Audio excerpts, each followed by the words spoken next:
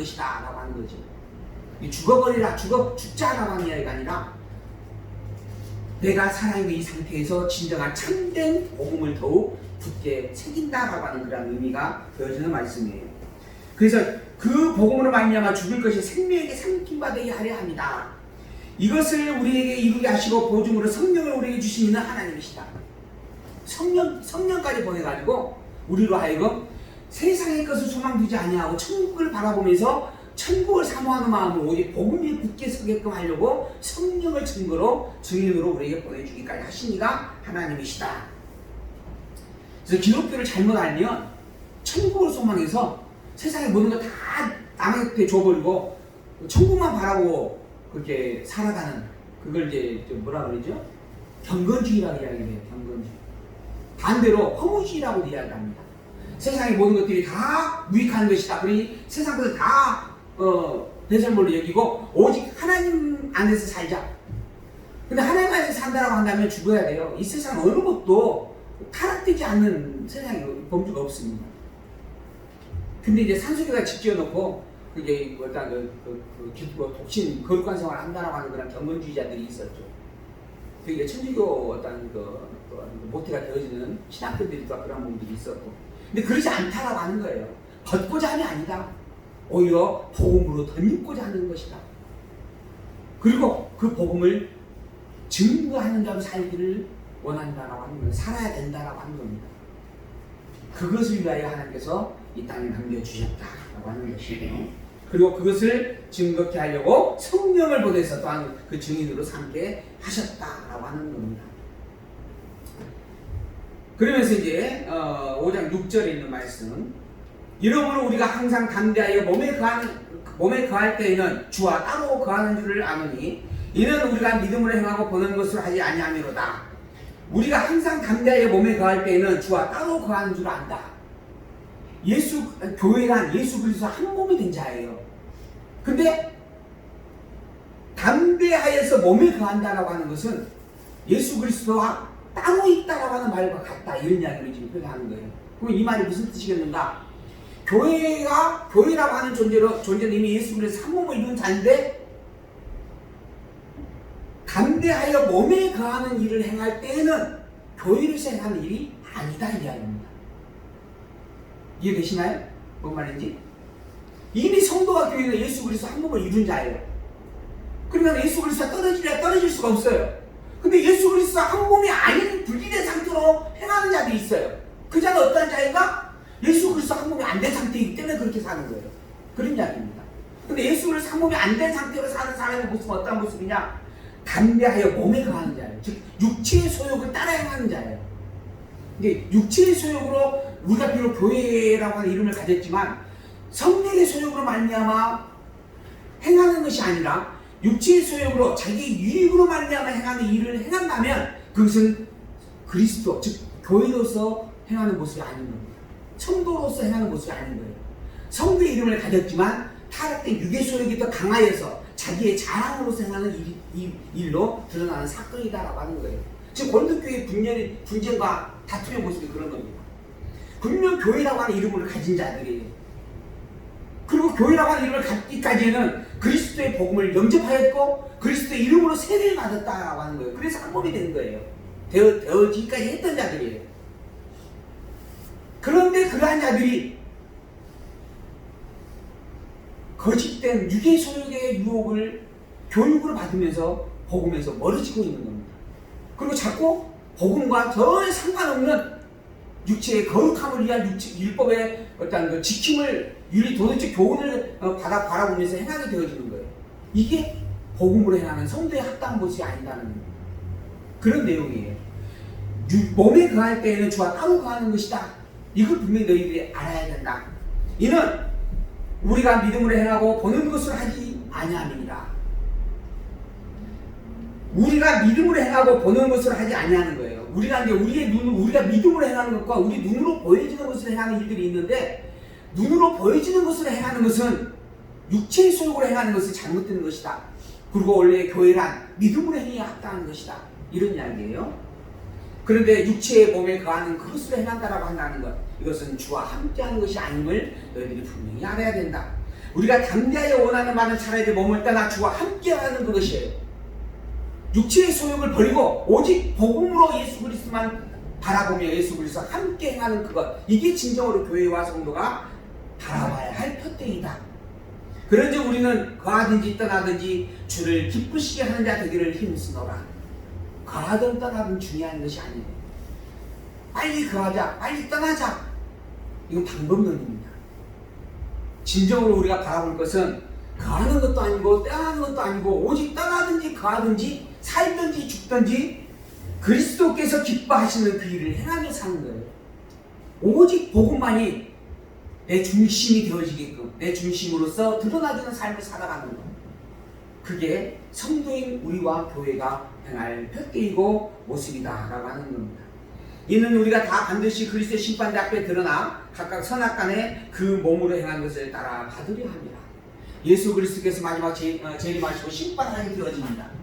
예수 그리스도께서 수림을 하셨어요. 그리고 난 다음에 이제 이방인들 때가 지금 되어졌죠. 이방인들 때. 그리고 난 다음에 유대인들 때가 회복된 유대인 때가 있습니다. 그리고 난 다음에 이제 유대인의 회복된 때의 끝부분에서 7년 대환란이 있을 거예요. 그리고 난 다음에 예수께서 재림을 하십니다.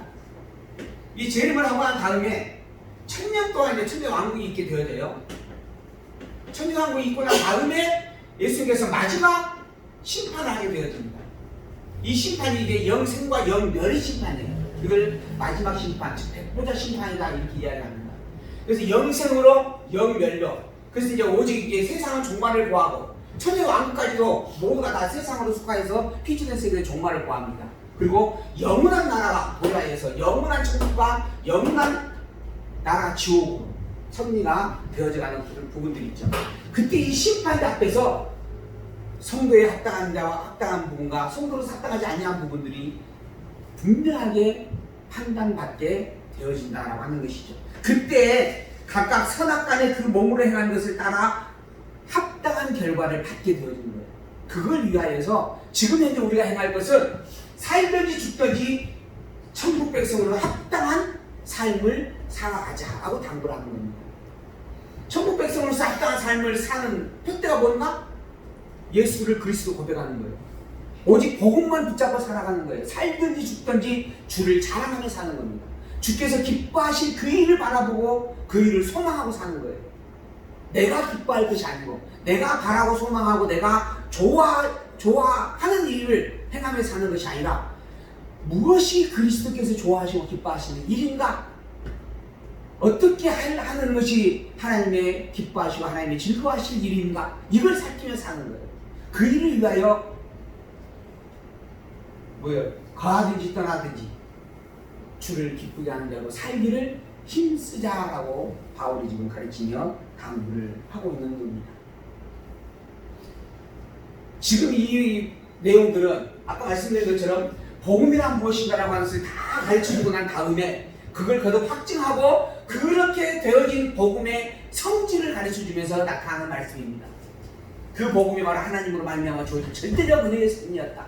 그 절대적 은혜를 가지고 있는 자이므로 이제는 마땅히 그 은혜를 기억함으로 누리게 될 기쁨의 찬양을 행하며 살자.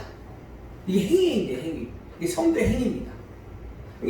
이 성도의 행위는 복음을 다 알고 그리고 복음의 성질까지 확증되어지고 난 다음에 나타날 수 있는 열매입니다. 그렇지 않고 그 이전에 그러한 행위들이 있을 수 있는가? 있을 수는 있겠지만 그게 온전할 수는 없습니다. 왜냐하면 온전한 찬양은 은혜에 대한 감동이 극대화되어졌을 때, 감동에 대한 그 은혜가 확정되어졌을 때 이루어지는 섭리거든요. 그래서 성도의 마지막 열매는 찬양이라 그렇게 이야기합니다. 그리고 찬양이 나오기까지는 뭐가 필요한가? 모든 것이 다 하나님께 주신 은혜이구나라고 하면서 아는 것이 필요해요. 내가 죄인이었구나라고 하면서 확증하고 내가 가지고 있는 모든 것이 다 하나님의 은혜로 말미암아 되어진 것이구나라고 하면서 확증하게 되어질 때 찬양이 나오는 겁니다. 그래서 초의 열매가 찬양이에요. 그리고 그 열매를 얻게 하시려고 하나님께서 끝없이 시간적 섭리를 통하여 우리에게 확증을 해주고 있는 거예요. 우리를 바로 천국을 데려갈 수도 있는데 불구하고 이 땅에 남겨두신 이유가 뭔가? 그걸 계속 가르쳐서 확증케 하려고 남겨두신 거예요. 확증을 통하여 그 어떠한 유혹에도 흔들릴 수 없는 굳건한 신앙을 간직하게 하려고. 그 굳건한 신앙의 본질은 여호와 하나님을 향한 찬양입니다. 그리고 우리가 가지고 있는 이 복음의 소망이 분명하다라고 해서 아는 일입니다. 천국은 틀림없이 존재합니다. 그리고 그 천국의 복은 이 땅의 어떠한 것과도 비교될 수가 없는 겁니다. 이 땅에 시작이 있고 반드시 끝이 있는 것들이지만은 이 시작과 끝을 만드신 이가 하나님이고 그 하나님의 영광 안에 거하는 것이 천국입니다. 그러니 감히 세상의 그 어떠한 것으로도 견줄 수 없고 비교될 수도 없습니다. 근데 우리가 미련하고 어리석어서 이 육체의 욕망의 소욕이 아직도 남아있어서 돈 몇 푼 준다고 그러면 신앙을 거부하기도 합니다. 권수와 명예를 얻기 위하여서 오히려 신앙을 팔아먹기도 합니다. 너무나 교회로서는 부끄러운 모습입니다. 성도의 이름 앞에 참으로 있을 수 없는 일들입니다. 분명하게 이야기합니다. 예수를 그리스도로 믿는 이 신앙의 고백, 예수가 그리스도라고 선포되어지는 이 진리만이 참된 것입니다. 그리고 정말 하나님은 오직 예수님만을 그리스도의 땅에 보내셨습니다. 그리고 예수님만이 그리스도라고 수없이 이 인류의 출발에서부터 이스라엘 민족의 역사 선율을 통하여 그리고 지금 2000년이 우리가 살고 있는 이 시대까지 역사의 환경을 통하여 역사의 사실을 통하여 입증해 주었습니다. 이번에 어떤 패널이 그런 이야기 하더라고요. 코로나 사건을 통해서 이야기하는 내용 중에 하나가 중국이 오히려 세계의 패권을 이제 장악하게 되어질 것 같다. 일반 패널이에요. 그동안 미국이 자기들의 큰 권력과 영향력을 가지고 유럽을 지배를 해왔어요. 그리고 유럽의 어떤 그 모든 일들에 대해서 전 세계를 좌지우지하고 흔들었던 게 미국의 권세였습니다. 근데 이번에 그 미국 트럼프가 뉴욕시에서 뉴욕시장이 그 의사 자료 있죠? 그 의료 시설 그걸 10,000개가 필요하다라고 요청을 했대요. 그랬더니 트럼프가 400개를 보냈답니다. 그러니까 400개를 보낼 수밖에 없는 그런 그 능력이었던 거예요. 그리고 이번에 독일에서 마스크 이렇게 샀는데 그걸 지금 중간에서 가로채 갔잖아요, 미국이.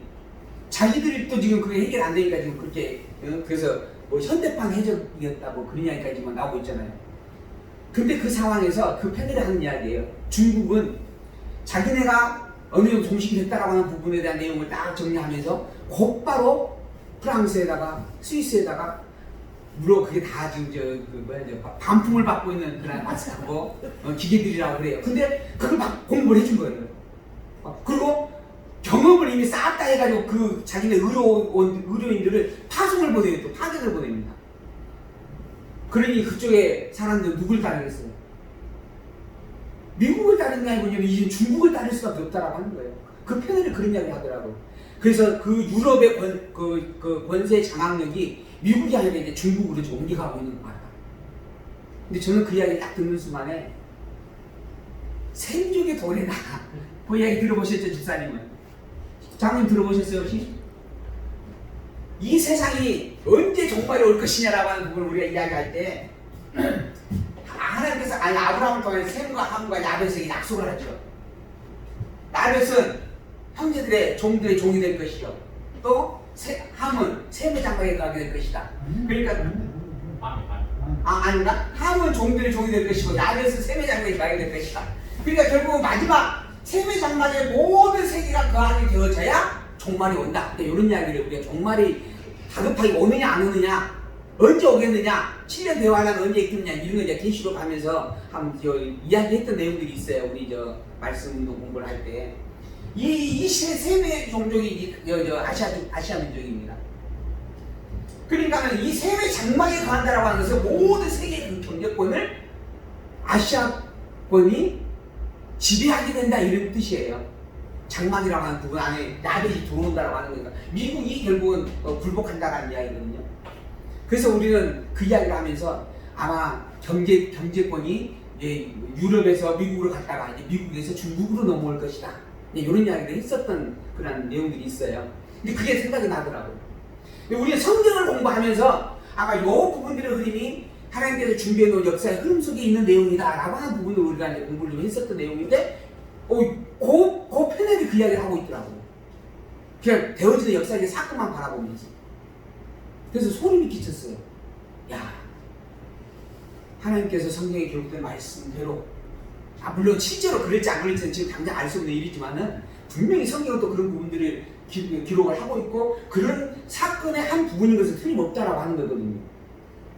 그러니 이 세상에 돌아가는 흐름만을 제대로 간파를 해도, 그리고 성경을 안다고 한다면 하나님을 인정하지 않고 쓰는 생활을 살아갈 수 없다. 하나님은 살아계심이 틀림없다. 보이지도 않고 만질 수도 없지만, 우리가 천국 가본 적도 없지만 하나님은 틀림없이 계시며 천국은 분명히 존재한다. 성경을 알면 세계 역사까지 그래 보여요. 이런 내용들이 아마 성경 전체 계시록까지 가게 되어지면 조금 더 명확하게 보여지지 않을까 생각을 해봅니다. 우리는 이 복음을 가졌습니다. 구약의 선진들보다 훨씬 더 우월한 신앙의 중심을 우리는 가지고 있습니다. 그들은 의문의 법으로 받았던 율법 안에서 하나님을 믿고 살았지만 우리는 참 신령한 실체인 그리스도, 그것을 영으로 받았고 성령의 보직이 되어져서 우리와 함께하고 계십니다. 이 놀라운 축복을 어찌 가벼이 여기시겠습니까? 오히려 더 담대함으로, 더 굳건한 신앙으로 이것이 진리일 수밖에 없고 이것만이 진리라고 외치며 살아갈 수 있는 그런 우리가 되기를 소망을 해보면서 오늘 말씀 마치도록 하겠습니다. 기도합니다.